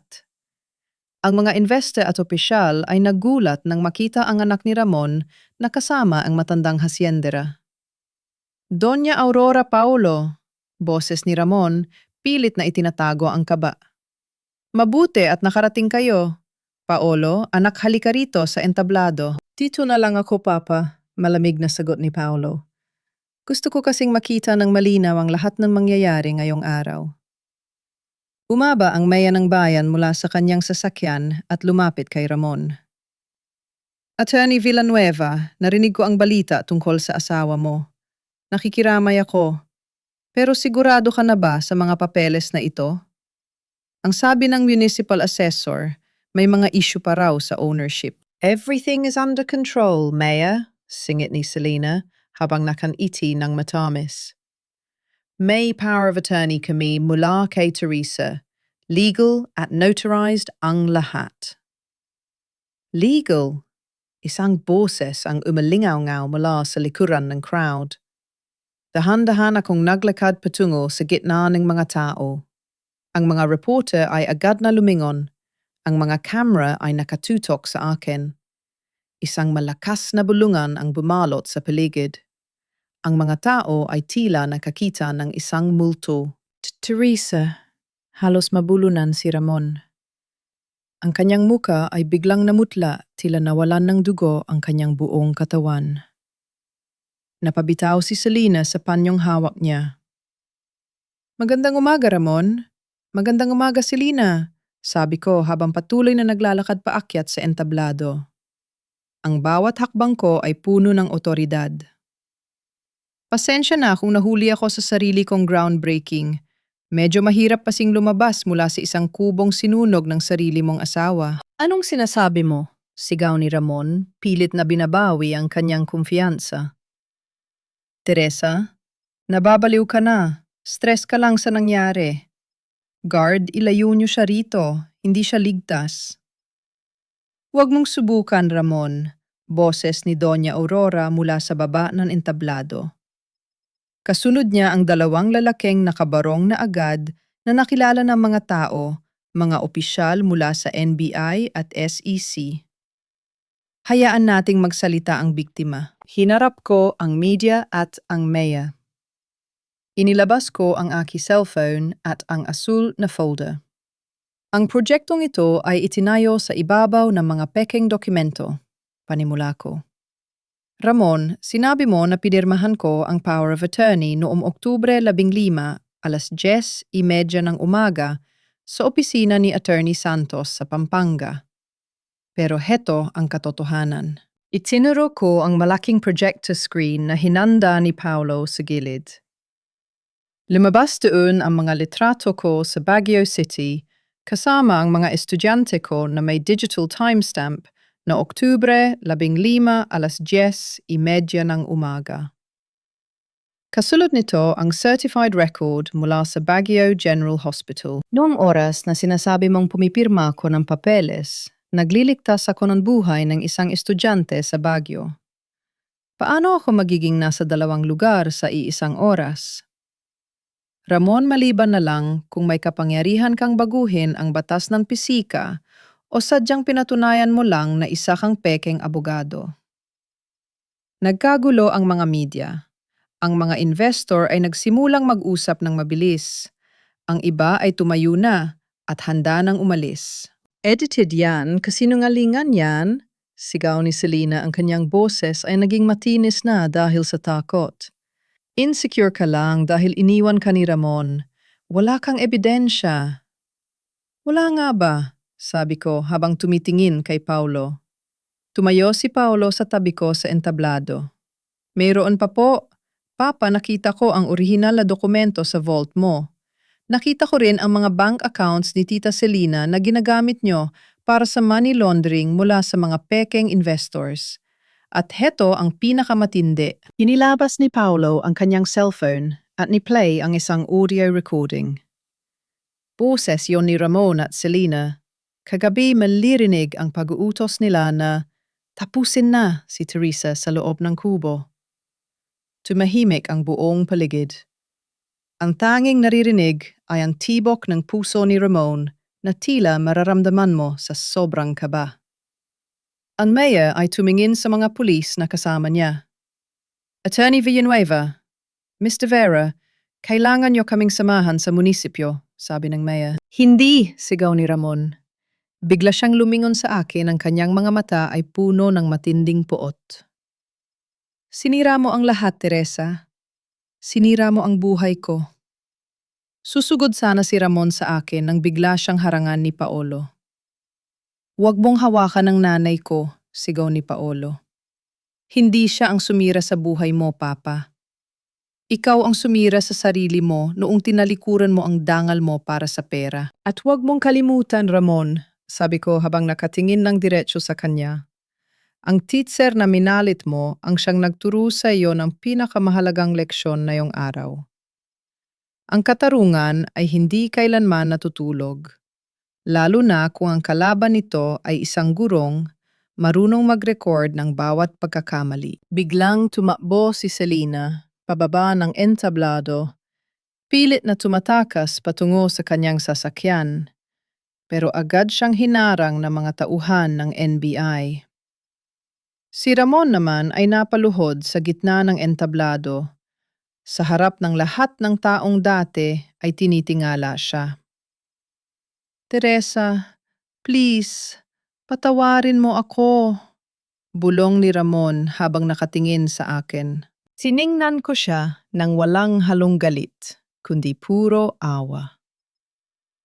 Patawad ang patawad ay ibinibigay sa mga taong marunong tumanggap ng pagkakamali, Ramon. Pero ang kaso mo, hindi na ito kailangan ng patawad. Kailangan nito ng hustisya. Habang pinaypusasan si Ramon at Selena sa harap ng mga kamera, naramdaman ko ang isang malaking pasanin na nawala sa aking dibdib. Pero bago sila tuluyang madala ng mga pulis, lumapit sa akin ang municipal assessor, ang kasabwat nila. Ma'am Teresa, patawad po, napilitan lang ako, kabadong sabi niya. Pero may isang bagay pa po kayong dapat malaman tungkol sa lupa. Hindi lang po si Attorney Villanueva ang may interes dito. May mas malaking tao sa likod nito. Napakunot ang aking no. Sino? Si Governor, bulong niya. Nagkatinginan kami ni Paolo. Ang laban na akala ko ay tapos na, ay tila nagsisimula pa lamang sa isang mas malalim at mas mapanganib na antas. Sa gitna ng kaguluhan, habang kinakaladkad si Ramon at Selena patungo sa mga sasakyan ng pulis, naiwan kaming nakatayo ni Paolo sa gitna ng entablado. Ang mga tao ay nagsisimula ng magalisan. Ang iba ay abala sa pagkuha ng video, ngunit ang pakiramdam ko ay tila nababalot ako ng isang kakaibang katahimikan. Nay, tapos na po, bulong ni Paulo habang inaalalayan ako. Nakuha na natin ang hustisya. Hindi pa, Paulo, sabi ko habang nakatingin sa municipal assessor na ngayon ay pilit na iniiwas ang kanyang tingin sa akin. May mas malalim pang ugat ang lahat ng ito. Bago pa kami makababa ng entablado, isang itim na SUV na may plakang 8 ang huminto sa tapat namin. Bumaba ang isang lalaking nakabarong na mas magara pa sa barong ni Ramon, si Attorney Guevara, ang Chief of Staff ni Governor. Miss Villanueva, Bati niya ng may pekeng ngiti. Nakarating kay Governor ang nangyari. Labis siyang nalulungkot sa kinasapitan ng asawa niyo. Gusto niya kayong makausap sa kanyang opisina na yun din. Bakit po? Tanong ni Paulo, ang kanyang boses ay puno ng paghihinala. Nakuha na po ng NBI ang mga ebidensya. Ano pa ang kailangan ni Governor? Sabihin na lang natin na may mga bagay na hindi nadadaan sa simpleng ebidensya. Sagot ni Attorney Guevara. Ang kanyang mga mata ay nanunuot. Miss Villanueva, matalino kayong babae. Isang guro. Alam niyo kung kailan dapat tumigil sa pagsusulat bago pa maubos ang tinta? Naramdaman ko ang paghigpit ng hawak ni Paolo sa aking braso. Isang banta. Hindi ito paanyaya, kundi isang babala. Tutuloy kami, Attorney Guevara, sabi ko ng may tatag. Wala akong itinatago, kaya wala akong dapat ikatakot. Sa loob ng opisina ng governor, sinalubong kami ng malamig na aircon at ang amoy ng mamahaling tabako. Si Governor Sebastian ay nakaupo sa kanyang malaking silya, tila isang hari na nagmamasid sa kanyang nasasakupan. Teresa Villanueva, bangad niya. Ang titser na nagpabagsak sa isang kilalang abogado sa loob lang ng isang oras. Kahanga-hanga. Pero alam mo ba na ang lupang pinag-aawayan nyo sa San Simon ay bahagi ng isang mas malaking vision para sa ating probinsya? Ang San Simon Bypass Road Project ay dadaan sa mismong gitna ng lupa mo. Natigilan ako. Iyon ang dahilan. Hindi lang ito tungkol sa Academy ni Selena. Tungkol ito sa expropriation, ang pagbili ng gobyerno sa lupa sa napakamahal na halaga dahil sa itatayong kalsada. Ibig sabihin, alam niyo po ang ginagawa ni Ramon? Sabi ko, ang boses ko ay puno ng pandidiri. Hindi sa ganun, Teresa, tumawa ng mahina si Governor. Ang gusto ko lang ay magkaroon ng katahimikan. Heto ang alok ko. Ibigay mo sa amin ang lupa ng kusa.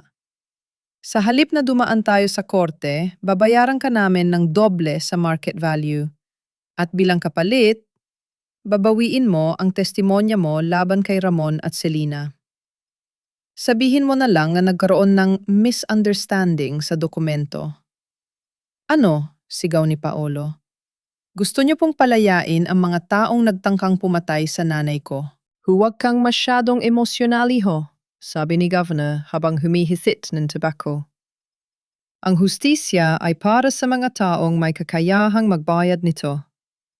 Sa mundong ito, ang prinsipyo ay hindi nakakabusog. Isipin mo, Teresa. Sa perang ibibigay ko, makakaalis kayo rito. Makakapag-aral si Paolo sa abroad. Mawawala ang lahat ng kahihiyang idinulot ni Ramon. Tumingin ako sa paligid ng opisina. Nakita ko ang mga litrato ni Governor kasama ang mga matataas na opisyal. Napagtanto ko na si Ramon at Selena ay mga pawn o piyesa lang sa isang mas malaking laro. Ang hiya na sinasabi niyo, Governor, ay hindi na bago sa akin, sabi ko habang tumatayo. Sanay na ako sa kahihiyan. Pero ang hindi ko kayang gawin ay ang magturo sa aking mga estudyante tungkol sa integridad habang ang sarili ko ay nabili na ng pera nyo. Teresa, huwag mong sayangin ang pagkakataong ito, banta ni Governor. Ang kanyang boses ay naging seryoso na. Kapag lumabas ka sa pintong yan nang hindi pumipirma sa kasunduan, hindi na lang si Ramon ang kalaban mo. Ang buong makinarya ng probinsyang ito ang babangga sa iyo. Sisirain namin ang karir mo. Hahalungkatin namin ang bawat butas ng buhay mo hanggang sa ikaw mismo ang makiusap na kunin na namin ang lahat. Napakunot ang aking no. Isang alaala ang biglang pumasok sa isip ko. Noong mamatay ang tatay ko, 10 taon na ang nakakaraan. Sa isang aksidente sa kalsada sa mismong San Simon, kayo na po ang governor noon, di ba? Napatigil si Governor. Ang kanyang ngiti ay biglang nawala. Ang tatay ko ay laging tumatanging ibenta ang lupang iyon, pagpapatuloy ko. Ang aking puso ay mabilis na tumitibok. Sabi niya may mga taong gustong kunin iyon para sa kalsada, pero ayaw niyang pumayag dahil alam niyang may anomalya.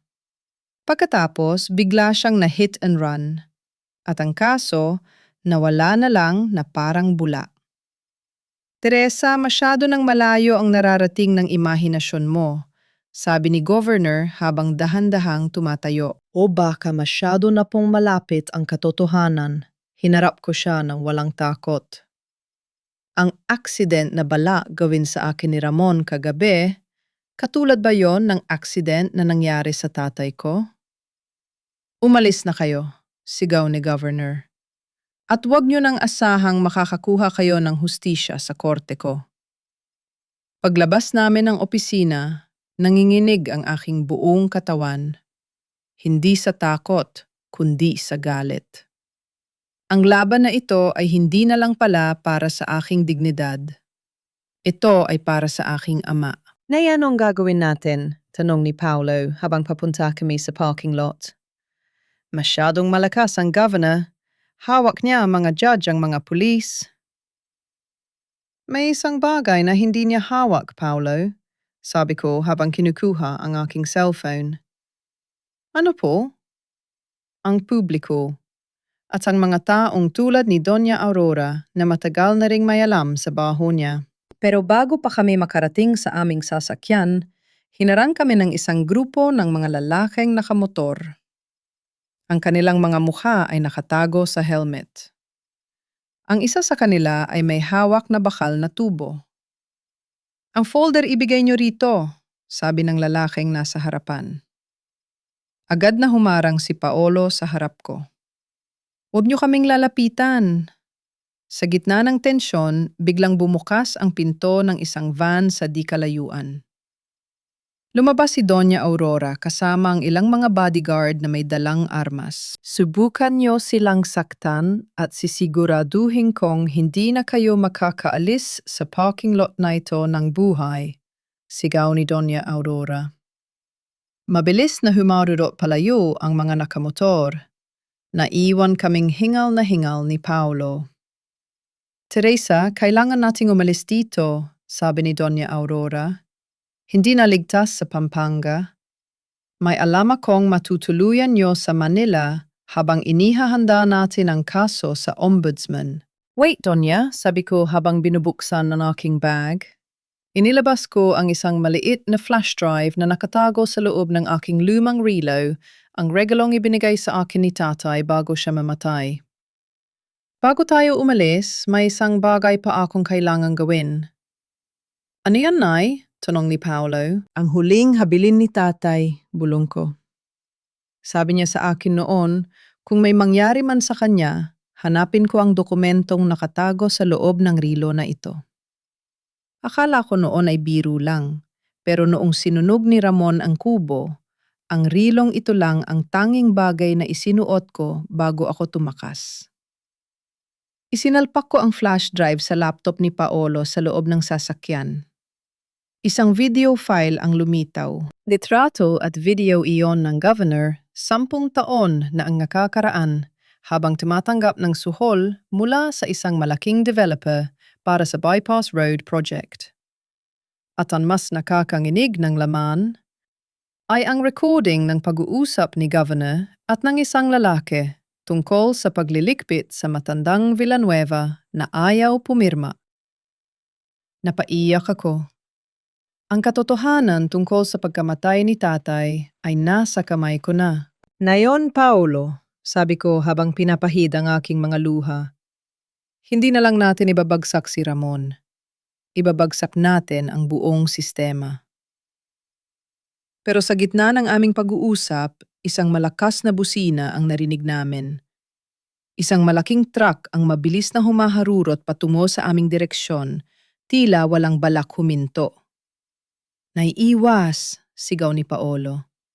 Naiiwas, ang huling sigaw ni Paolo bago ang nakabibinging tunog ng nagtitiliang gulon. Sa isang mabilis na manyobra ng driver ni Doña Aurora, bahagyang umiktad ang aming sasakyan.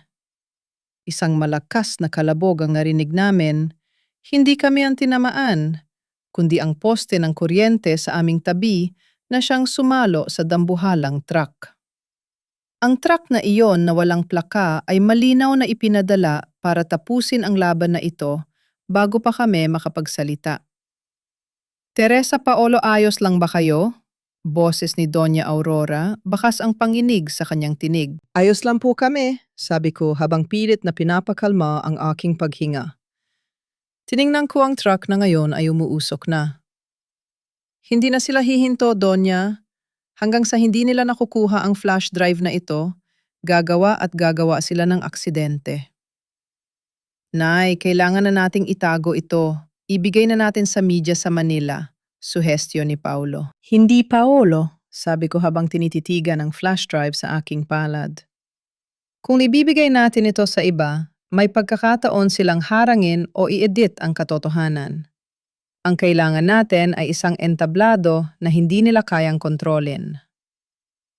Anong balak mo, Teresa? Tanong ni Doña Aurora. Ang Pampanga Excellence Awards mamayang gabi.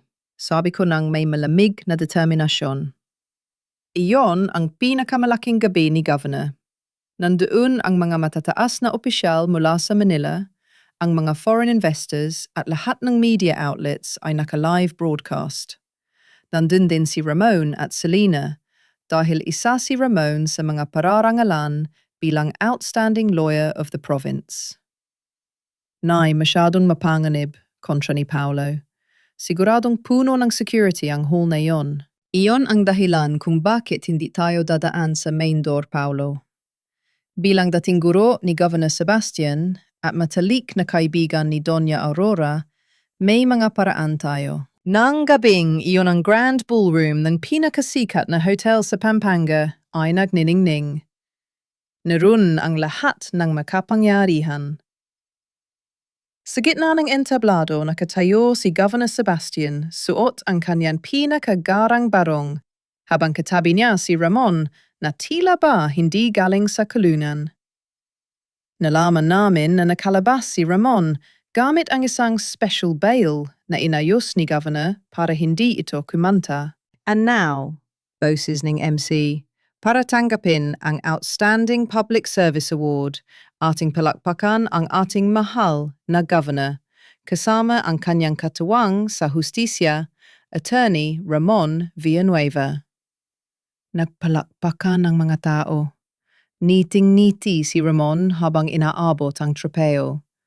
Mukhang nakalimutan na ng lahat ang iskandalo sa groundbreaking ceremony dahil sa damage control na ginawa ng makinarya ni Governor. Salamat panimula ni Governor sa kanyang speech. Ang katarungan sa ating probinsya ay nananatiling matatag sa kabila ng mga pagsubok at mga mapanirang puri na nagtatangkang. Biglang namatay ang mga ilaw sa buong ballroom. Isang malakas na ugong ng feedback ang narinig mula sa mga speaker. Pagkatapos ang malaking LED screen sa likuran ni Governor ay biglang nagbukas. Ngunit hindi ang mukha ni Governor ang lumitaw. Litrato ito ng isang lumang relo. At ang boses na umalingaw-ngaw sa buong hall ay hindi boses ni Governor, kundi boses ko. Magandang gabi sa inyong lahat. Ako po si Teacher Teresa Villanueva. Maaring kilala niyo ako bilang asawang nabaliw o nanggugulo. Pero ngayong gabi, nais ko kayong anyayahan sa isang huling leksyon sa kasaysayan. Dahan-dahan akong lumabas mula sa gilid ng entablado. Kasunod si Paulo na hawak ang laptop na nakakabit sa main server ng ballroom. Suot ko ang aking pinakamagandang Filipiniana, hindi para magmukhang mayaman, kundi para ipakita ang dignidad ng isang Pilipinang guro. Teresa Guard, patiin niyo ang screen, sigaw ni Governor. Ang kanyang boses ay nanginginig sa galit. Huwag po kayong magmadali, Governor, sabi ko habang naglalakad patungo sa gitna ng entablado. Nakastream na po ito sa lahat ng social media accounts ng mga eskwelahan sa buong probinsya. Kapag pinatay niyo ang screen na ito, mas lalong magtatanong ang mga tao kung bakit. Biglang nag-play ang video mula sa flash drive. Ang 10 taon na nakaraang pag-uusap tungkol sa pagliligpit sa aking ama. Ang mukha ni Governor mas bata pa, pero kitang-kita ang kasakiman habang binibilang ang perang suhol. Iyan po ang halaga ng buhay ng tatay ko. Sabi ko, ang mga luha ay nagbabadyang pumatak, pero nananatili akong matatag. 10 taon yung itinago ang krimeng ito. At ngayon, ginagawa niyo rin ito sa akin, gamit ang sarili kong asawa. Lumingon ako kay Ramon. Ramon, nakita ko ang pirma mo sa Special Project Agreement sa ilalim ng mesa ni Governor. Ikaw ang nag-ayos ng legal cover-up para sa kalsadang dadaan sa lupa ni tatay. Ipinagpalit mo ang sarili mong pamilya para sa posisyong ito. Teresa, tumigil ka na, sigaw ni Ramon. Susugurin sana niya ako nang biglang tumayo ang mga tao mula sa table ni Doña Aurora. Mga dating judge, mga retiradong opisyal, at ang mga tunay na tagapagtanggol ng batas na matagal nang nanahimik dahil sa takot. Hayaan niyo siyang tapusin ang kanyang leksyon, sigaw ng isang retiradong justice. Ipinakita ni Paolo sa screen ang huling ebidensya ang audio recording kagabi, kung saan inutusan ni Governor ang driver ng truck na wag nang pabalikin ng buhay ang sasakyan ni Doña Aurora. Ang buong ballroom ay nabalot ng nakabibinging katahimikan. Pagkatapos, isa-isang tumayo ang mga investors. Ang mga banyagang panauhin ay nagsimulang magtanggal ng kanilang mga headset at lumabas ng hall. Governor Sebastian, sabi ng mayor ng San Simon na kanina pa palang kasama namin sa plano. Sa ilalim ng kapangyarihan ng batas at sa harap ng lahat ng saksing ito, ikaw ay sinususpinde at nasa ilalim ng investigasyon para sa kasong plunder at conspiracy to commit murder. Pumasok ang mga opisyal ng NBI mula sa Manila. Sa pagkakataong ito, wala ng special bail, wala ng damage control. Humarap ako kay Ramon. Lumapit siya sa akin, ang kanyang mga kamay ay nanginginig. Teresa, ang pamilya natin, isipin mo si Paolo. Ipinaglaban ko ang pamilya natin sa loob ng 20 taon, Ramon.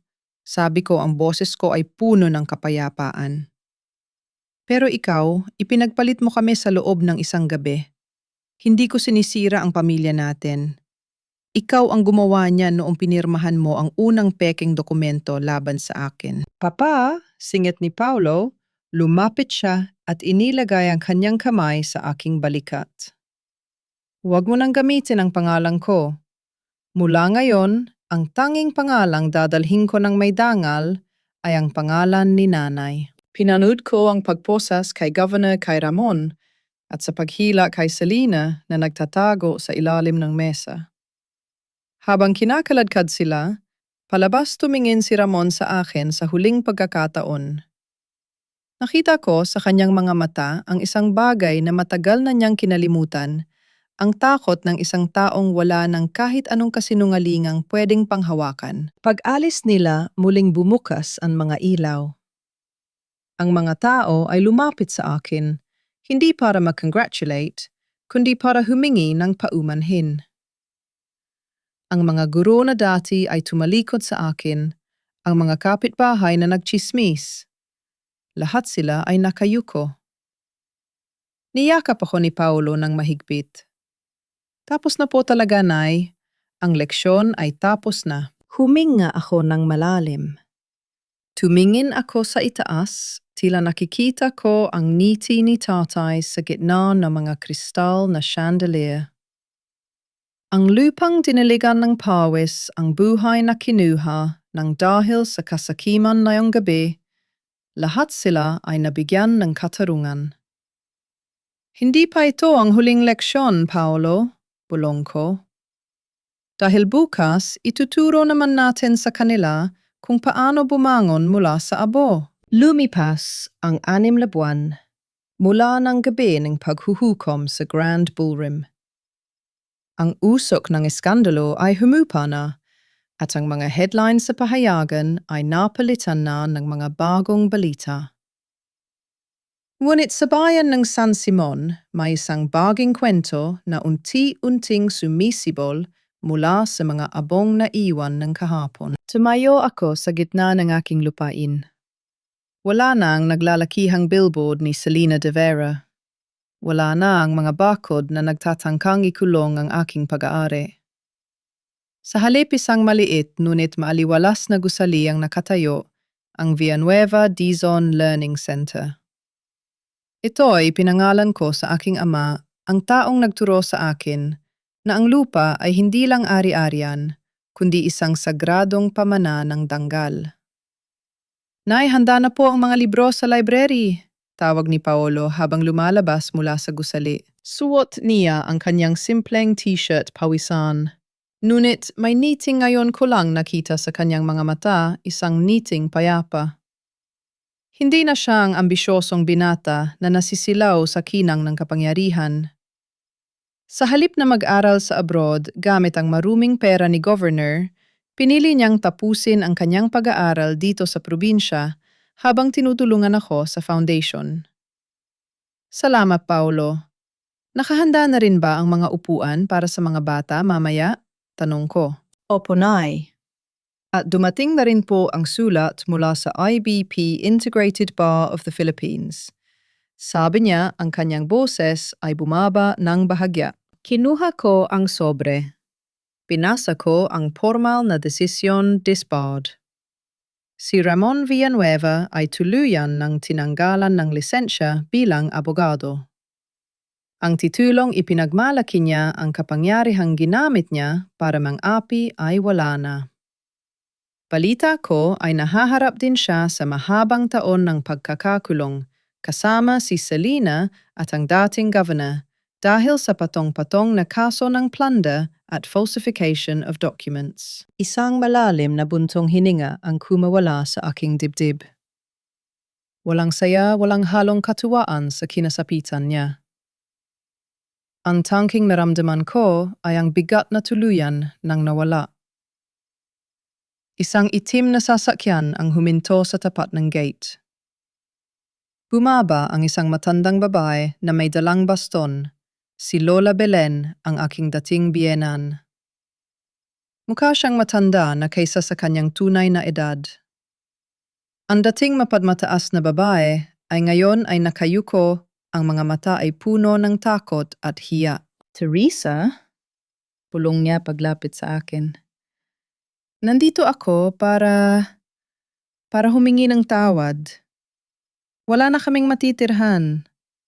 Nasekwester ng bangko ang bahay dahil sa mga utang ni Ramon. Wala na akong mapuntahan. Tiningnan ko siya. Naalala ko ang gabing itinapon niya ang mga gamit ko sa putikan. Naalala ko ang bawat masasakit na salitang ibinato niya sa akin.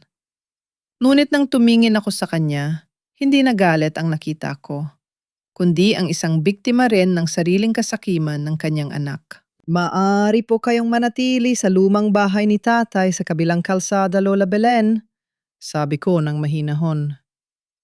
Hindi ko kayo pababayaan dahil naging lola kayo ni Paolo, pero hanggang doon na lang iyon. Ang pinto ng aking tahanan at ng aking buhay ay sarado na para sa pamilyang sinira nyo. Umiyak ang matanda at nagpasalamat bago siya inalalayan ni Paolo paalis. Alam ko, ang pagpapatawad ay isang proseso at ang pagpili na tumulong ay hindi nangangahulugang kailangang bumalik sa dating sakit. Iyon ang aking huling leksyon para sa kanila. Ang kabutihan ay hindi kahinaan. Pag-alis nila, lumapit sa akin si Doña Aurora. Napakabusilak ng puso mo, Teresa. Pagkatapos ang lahat ng ginawa nila, hindi po para sa kanila ang ginagawa ko, Doña Aurora. Ngiti ko sa kanya. Para ito sa sarili ko. Ayaw kong bitbitin ang galit nila habang buhay.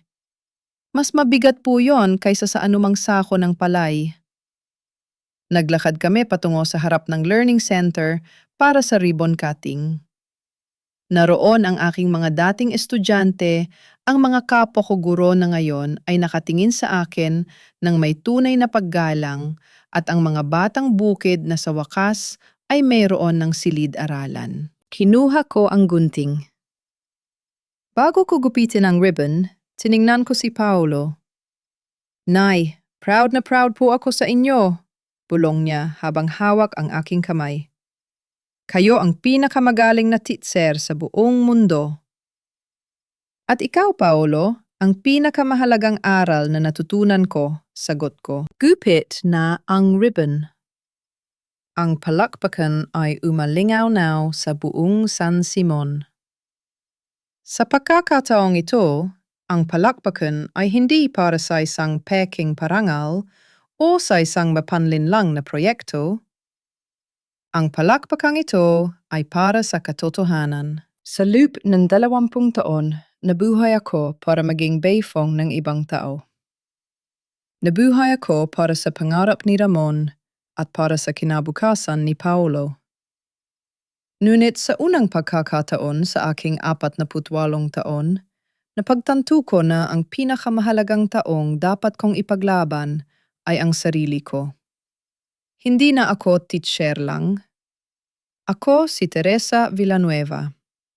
Isang babaeng dumaan sa apoy, naging abo, ngunit muling bumangon ng may mas matinding liwanag. Tumingin ako sa langit, sa sikat ng araw na tumatama sa mga luntiang dahon ng mangga. Ang hangin ay amoy kalayaan. Ang bawat pahina ng aking lumang talaarawan ay sarado na. At ngayon, handa na akong isulat ang unang pahina ng aking sariling buhay. Ang leksyon ay tapos na, at ang katarungan ay sa wakas ay nakauwi na.